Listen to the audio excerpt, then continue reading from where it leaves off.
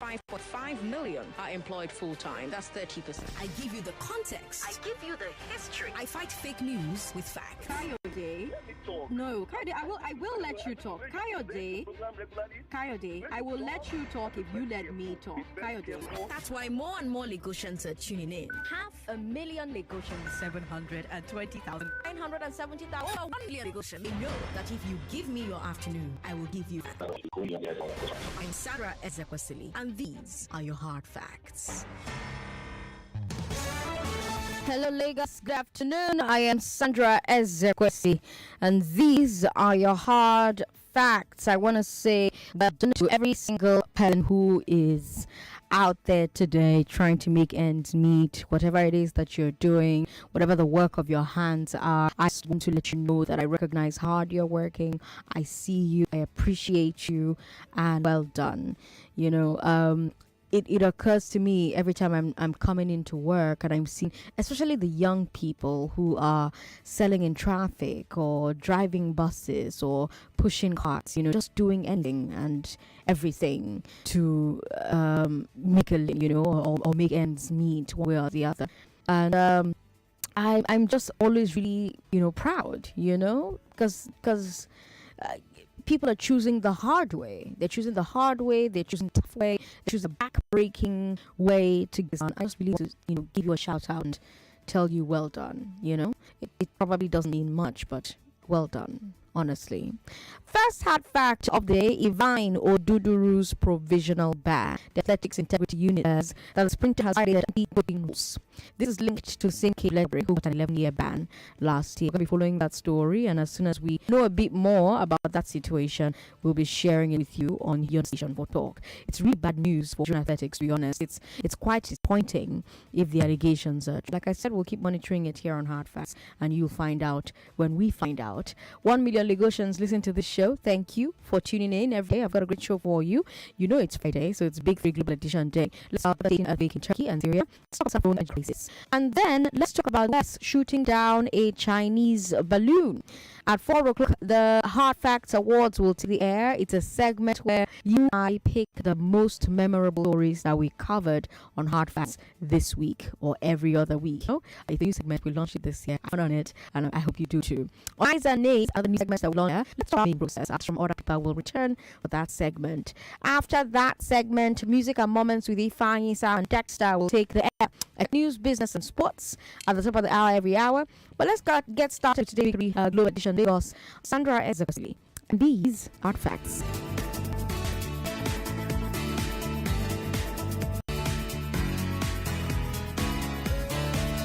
The Big Three Global Edition on Hard Facts.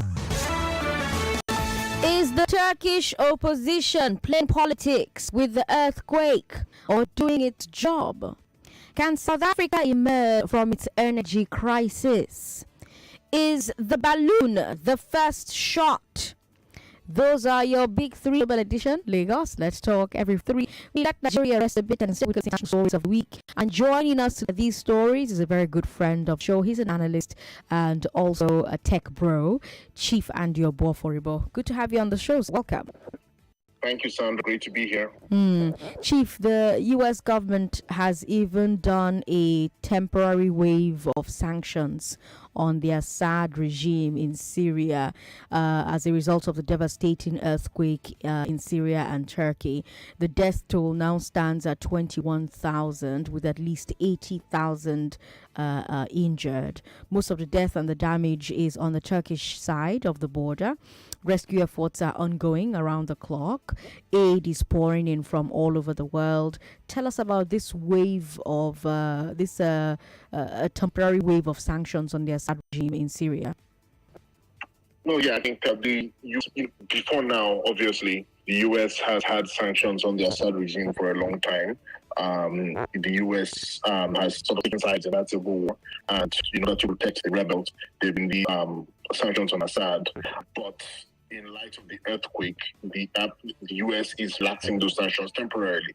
Before now, it was you couldn't send money from the U.S. into the Assad side of Syria. You put money in they're going to do business with them, nothing. But they're saying, you know what, money can come in directly as aid, but also for services, etc. to them because they means all that we can get right now. It brings up a question of where politics should gain an end during these types of disasters. Turkish opposition has been criticizing President Erdogan for what they call a poor response. Erdogan says the government is doing its best and the opposition should stop playing politics. Is there a point during situations like this where the opposition should stop criticizing, or is that also part of what is needed to make sure that the government is doing its best indeed? It's a good question, and it's one that then people will disagree over, and well-engaged people will agree over this. I personally am of the opinion that there is too much power in the world for a warrant situation where just talking, it's which the opposition talks. Usually in countries with weak institutions, it always has the ability to warp the narrative. So if the God really believes that the opposition is overblowing a thing or making a crisis out of a thing, the government has the resources to tell their own side and let everybody know, oh yes, we actually are doing the best we can, and this is not really our fault, and people should blame. Yes, so since government has those resources, then by all means let the opposition down. So and that way, what that allows us to do is avoid the situation where government aren't being scrutinized and they are doing the best that they can with all the powers given, especially when it's online in the Nigerian crisis. So I'm never one of those people who says, oh, let everybody just leave politics aside for now and let's get all the joint hands. I think part of joining hands is being very, scrutinizing the government, basically. Okay, I'll ask you a final question and then we'll move on. We thankfully don't get earthquakes in Nigeria. Are there natural reasons why? Well, we just sort of kind of dodged a bullet here in the country because we don't have any major fault lines running through Nigeria. The surface of the earth, both sea and land, is broken up by these fault lines. You can think about it, I would say, like tile on a floor, right? And anytime there's an earthquake, more or less, it's because two tiles are moving close to each other, and the earthquakes tend to happen at the line between the two tiles, between the two faults. So that's what we call a fault line. So that's why you tend to have earthquakes in the same places over and over and over hundreds of years. But Nigeria isn't on one. So that's kind of one of those things we fortunately dodged. Okay.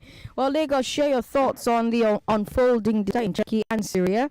So tell us where you think the balance lies in situations like this, the balance between the need for opposition to keep government accountable and the need for the country to stick together through a disaster. I feel like this should be an I beg to differ. 093-993-991-465-7190 01465-7190 00993-993-993. We've got WhatsApp as well. WhatsApp is 080-959-75805. Let's quickly bring you our second story, where the South African president has declared a state of disaster.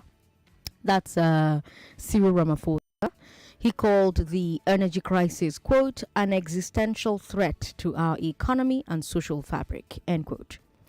Generates about 29,000 megawatts of electricity, but South Africa needs a bit more.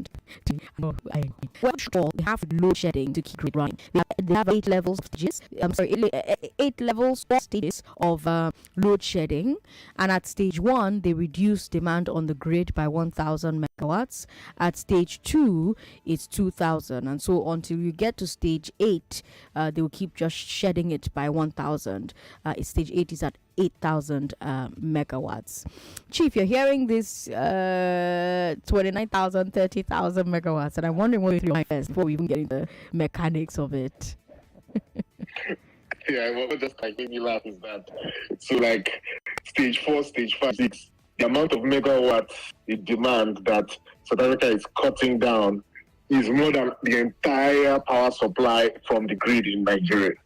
We are almost a rounding error when it comes to them. If what they have is a crisis, then or an emergency or a disaster, then obviously what we have is a catastrophe. So if you think about it in that context, but what it also makes me appreciate the fact that when we are serious about things, when people are serious, they're not looking at this as a very small matter. They're looking at the fact that it's unacceptable that there's any power loss at all, which is, I think, one of the things that we just don't have that mindset. In what other ways is their crisis different from ours? Because like you said, South Africa's capacity is so much that their shortfall is more than Nigeria's entire power supply.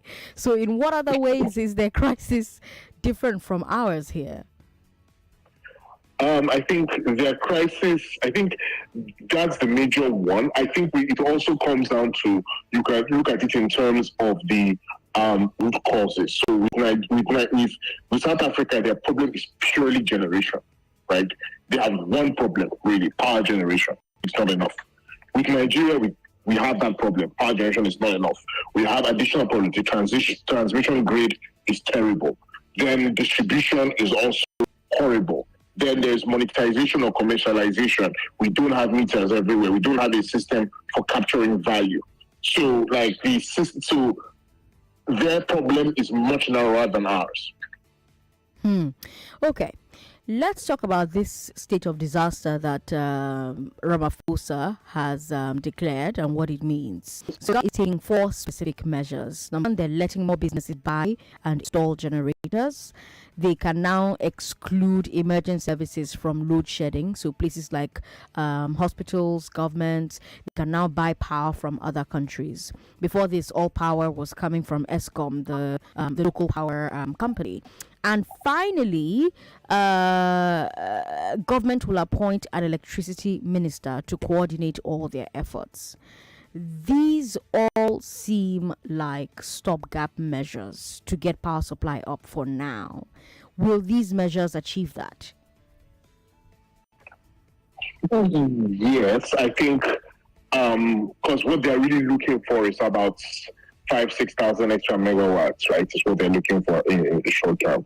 And I think some of these will help. So, being able to buy power from neighboring countries could help. The question is, how much power do the neighboring countries have to give you? That's the big thing. That's one. Because, when you look around their neighbors, it's not exactly, Western Europe.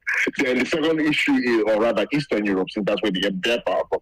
Then the second one there is that could help is the generators, which is something, of course, we already have here. Which is the whole idea of, I think anytime I can't remember if it's Ayo or Sam Amadi, who whenever they come on your show, they always say, Nigeria has more than 4,000 megawatts. Nigeria has tens of thousands of megawatts, with most of it is generators. Yes, and I think who says that. Yes. So when you look at it that way, yes, it helps in the short term. The thing is that nobody who's serious wants a country where the power supply relies on the generating sets. It's a bad idea generally for lots of reasons. And so this is a short term, may work, but long term to fix their fundamental issues, which is basically that for the last, say, 30 years, they have just failed because of corruption and ineptitude of government. Eskom has failed to build new power plants to meet this demand, which is just like such a low-hanging fruit. You have to ask, people should be in prison for this, really. Okay, but lasting solutions really revolve around increasing power generation. What's standing in the way of that for South Africa? It's the corruption and ineptitude, Sandra. That's the honest answer. Because the funny thing about this is that this was predicted as far back as 1998. In 1998, it was clear, and the reports within South Africa informed Eskom, the power company, that if it didn't start building capacity then, that they would start having load shedding by 2007. And true to form, at 2007, like clockwork, was when the first set of load shedding happened. And since then, from 2007 till now, it's been getting worse. So why have they not been building the new power plants needed for? Because the issue is that their population has grown, demand has grown, economy has grown. You need more power to service that. So you need more power plants. And in that period, I think they've only built 2 or 3 power plants at this point. And most of those very slow cost overruns, budget inflation, very African problems, and the question is why? Why is there so much corruption around this? Why has Eskom suddenly lost the capacity to keep up with demand. And again, like I said, heads need to roll, and maybe something very different needs to happen. Lagos talk to us 0700-993-993. What do you think about South Africa's disaster declaration in the power sector? Women call us on 01465-7190, 01465-7190. We WhatsApp as well. WhatsApp is 080-959-75805, 080-959-75805. Now, I know you have thoughts to share. However, I've got less than a minute before I have to take a break. So let's take that break. When we come back, I will take the thoughts that you would like to share on the show. Group A of the I Beg to Differ Tournament of Champions has 3 ambitious debaters gunning for glory. Deborah Pamzat went from playoffs to runner-up in March 2022 in upset after upset. But this time, Lagos knows never to underestimate her. Sandra Ezekwesili won the first ever I Beg to Differ match, beating future champion Ruth Okorocha. But he lost in the quarterfinals of that same tournament to finalist Emanuela Nadi. And now he's in a group with the girl who beat Emanuela, Tamvita Kaushik. The first ever champion is the group's top seed. Will she retain her undefeated streak? Find out this March at the I Beg to Differ Tournament of Champions on 99.3 Nigeria Info FM and Wazobia Max TV.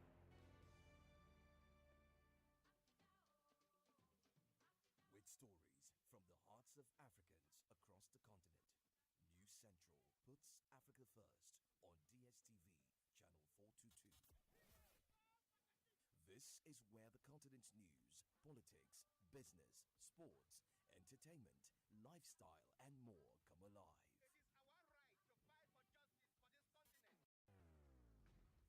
Follow us at News Central TV on all socials. Also visit our website www.newscentral.africa. News Central TV on DSTV channel 422. Africa first. There is a huge difference between the relative experience of salary earners and those of business owners and entrepreneurs. Someone who has never had cause to set up a business of his, who has never had cause to source for funds, turn it around, pay salaries, pay back the loan, and still make profit cannot be expected to be hands-on when still with an economy the size of Lagos. Experience that hasn't curbed Lagos's traffic in 24 years of their reign. Experience that hasn't addressed Lagos's perennial flood. Experience that currently leaves us with over 2 million out-of-school children. The duo of Jando and Funke have been investing in Lagos's economy for about 2 decades, running their personal businesses, employing peoples with track records of success. Lagos needs a breath of fresh air. Vote Dr. Abdulaziz Olajide Adediran Jando as Governor of Lagos State. PDP, power to people. Imagine a life with zero worries. Imagine a world where you're relaxed and free, where all your dreams With Pay Financial, you have zero worries when it's time to pay your bills, rent, school fees, and vacation. We'll be here making it easy for you. Visit our website www.pagefinancials.com or call 017007243. Page Financials, taking you further. Hi, I'm Zainab. Are you a mother?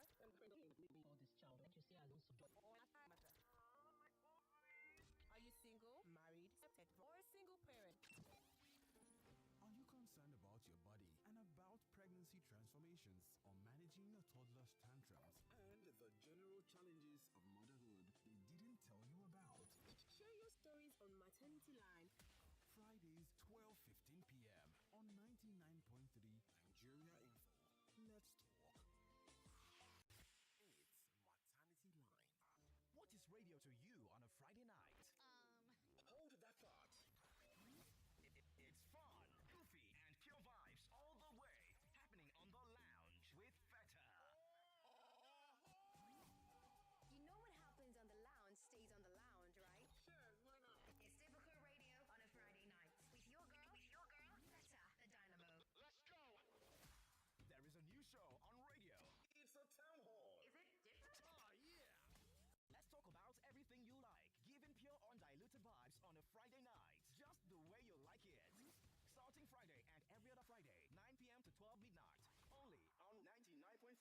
Nigeria Info.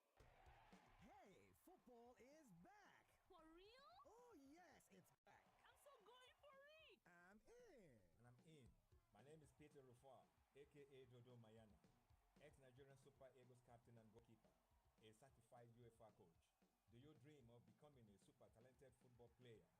Then join me and other reputable trainers to begin your transformation journey. Are you ready? Oh, yes, you heard it right. Peter Rufai is in the building. Are you ready? Hurry now and join your preferred Young Stars developer and his crew for a complete football makeover. From wherever you are around the world, call in today and transform your dream into reality. Registration is ongoing. For more inquiry, please call 0905 221 3920. 0810-05-80744 or 0705-294-0062. Star of Football Academy, bringing talents to the top. Promoted by Cool FM, Wazobia FM, and Nigeria Info FM. Sincerely, I don't want to wait till I graduate from this school before I think of what to do with my life. Exactly. I am going to seriously work on my music skills. Let me use my talent well, I beg. I would like to be a radio presenter, but I don't know how to go about it. But why is Timmy so quiet today? Sorry, ladies. I'm taking this interesting course on how to become a professional scriptwriter. You too can also learn how to become a radio presenter on Wazobia Academy. Wazobia Academy? Yes, Wazobia Academy provides accessible and affordable online training in filmmaking, music business, fashion, radio hosting, and lots more. You also stand a chance to be selected for internship in leading production companies, radio stations, music, and fashion studios for hands-on experience. It's easy. Simply log on to www.wazobiaacademy.com or call 0908-826-5038 for more details. Wazobia Academy. Learn and lead. 99.3 Nigeria Info. Your number one station for talk. Let's talk. I'm Sandra Ezekwesili. It's 3:33 Lagos. Let's talk about South Africa's power problem. Cyril Ramaphosa called the energy crisis, quote, an existential threat to our economy and social fabric. South Africa generates about 29,000 megawatts of electricity, but needs a bit more than 30,000 to meet demand fully. So whenever there's a shortfall, they have to do load shedding to keep the grid running. They have 8 levels of shedding. And like I said before the break, stage 1, they reduce demand rate by 1,000 megawatts. Stage 2, 2,000, all the way until stage 8, where you have 8,000 megawatts. Chief Adio Boforbo is here with me. He's a public affairs analyst, and we've been talking about this before the break. We also talked about what happened in Syria and Turkey with the earthquake and the global response. We also talked about what the opposition is doing about the earthquake, essentially. And I remember the question I asked from that story. I asked you, do you think that there's a balance in situations where, in situations like this, really, the balance between the need for opposition to keep government accountable and the need for the country to stick together through a disaster. 0700-993-993-993. That's for men. Women, call us on 01465-7190. Hello. Thank you for calling us. Hello, Sandra. Good afternoon. Good afternoon, sir. What's your name? My name is Ben. I'm calling from Iba. Welcome, Ben from Iba. Sandra, honestly speaking, that the power crisis, are we qualified to talk about it? I'm surprised that you just said that we should talk about it. Okay, because we are giants of Africa. Okay, no wonder. Okay, Sandra, just think about it. I don't know how we can talk about this, Their failure, that is there. I don't know whether next 50 years we will get to 20,000 megawatts. I don't know. Check how much we have spent from 1999 today on that. Okay, look at now, Sandra. Divide that 29,000 megawatts. So South Africa is about 60,000 people. 60 million, sorry. Yes. It's about 60 million. Nigeria is about 200 and something million. And we have 2,000 megawatts. And we are talking about people who are 60 million that are declaring crisis on 29,000 megawatts. And we are talking about, Sandra says, God will finish us. We want God to kill us, Sandra, please. Okay, let's not talk about it. Okay. Sandra. Hey, Jesus. Lagos. Oh my God, Chief, what do you think about Ben saying that? How dare us talk about this? Well, how we go do now? It's a global story. It's I mean, you have a case in emergency being declared, but it's really like, do we really have any business talking about it? I mean, yeah, I understand where it's coming from. Okay. All right. Lagos, the numbers to call are 0700-993-993. WhatsApp 080-959-75805. We've got our number for women 01465-7190. Hello. Thank you for calling us. Hello. How you doing? What's your name, sir? I'm Chinedu. I'm coming from Bariga. Chinedu from Bariga. Welcome. Yeah, welcome. All right. Honestly, what motivated me to call just was the last I just said now. Honestly, you just piqued my mind. Honestly, because I wanted to go, but I don't know what to say. What you just said, you just piqued my mind. Honestly, I don't know what else to say. And that's because someone is ahead of you, and you are talking about that person. So I don't. Honestly, you just piqued my mind. Okay, all right. Thank you, Chinedu, for calling. 99.3. Hello. Good afternoon, Sandra. Good afternoon, sir. What's your name? This is calling from Odobulu. Welcome, Eze from Odobulu. Yes, I don't think we have any right even to compare ourselves with. We're not comparing. We're just talking about their own. I beg. Let's bring another topic. Then we'll talk about. I beg. Eze, thanks for calling. 99.3. Hello. Hello? Oh, that's unfortunate. Okay, let's move to our final story. We could even have plenty of time. We have like 6 minutes before Ayubi takes over. And for our final story, we're traveling to the US. The US military finally shot down the Chinese balloon. China acknowledged that the balloon was Chinese, but insists that it was a civilian airship that got blown off its course. The US says it was a surveillance and spy balloon. Chief, if the US really believes that this was a surveillance and spy balloon, why did it take them so long to shoot the thing down? Yeah, that's a question that, in fact, many Republicans were asking the Pentagon. And the Pentagon gave many reasons. They said, one, first of all, they were monitoring the thing. They wanted to see exactly what it was, what its capabilities were. So they are claiming that they were studying the thing, and that's why they wanted to take as much time as possible.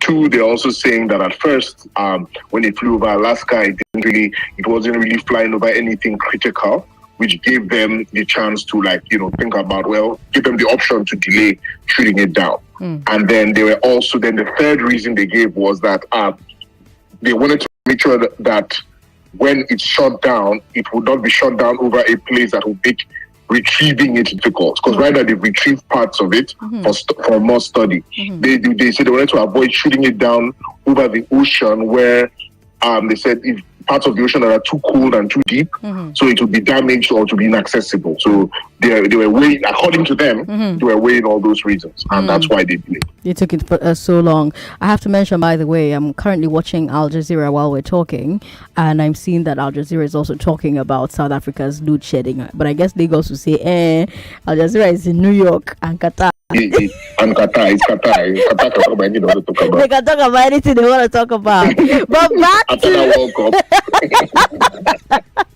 But back to the US and the balloon and China. China has spy satellites, just like the US. Why would they need spy balloons? It's a very good question, and it's something that's actually coming up a lot in defense circles and technology circles. Basically, spy satellites and spy balloons each have their pros and cons, right? Now, one, obviously, spy balloons, they can, even though they're easier to control, that's the first one. Right. Like you can keep them hovering over a place for a very long period of time to really study that place. Also, the less interference, because they're closer to the ground, also allowing them to see a wider area, allegedly. But then also, the thing with everybody is getting spy balloons if you can get spy balloons. Why? Because other countries are all of anti-satellite weaponry, kinetic weapons, laser weapons that can knock out satellites. And so the US and other countries are saying, okay, while we have a concession of spy satellites, let's also get other things that are registered with anti-satellite weapons, spy balloons. So it's an arms race. And I think the Chinese are saying that, yeah, we're in that race too. Do you think America is politically prepared for its rivalry with China? It's a good question. This thing, China's speaking on this with one voice, while the US politicians are bickering on Capitol Hill. And but again, at the same time, anyone who studied US history in the last 150 years would tell you that it's always like that. Before a big conflict, before World War I, the US didn't seem to be on the same page. Before World War II, same thing. Before the Gulf War, same thing. And then even before Iraq War, same thing. But then something happens, and then the entire US political establishment sort of just like flips into one voice, one move, and then suddenly, bam, it's on. But usually in the lead up, it's always a circus. It's always like this. This week, we also saw SpaceX, an American company, say that they've cut off the Ukrainian military from using its Starlink satellites. That's even though the U.S. government is supporting Ukraine. So I wonder if you think America is showing that it may not have what it takes to use its air and space superiority effectively.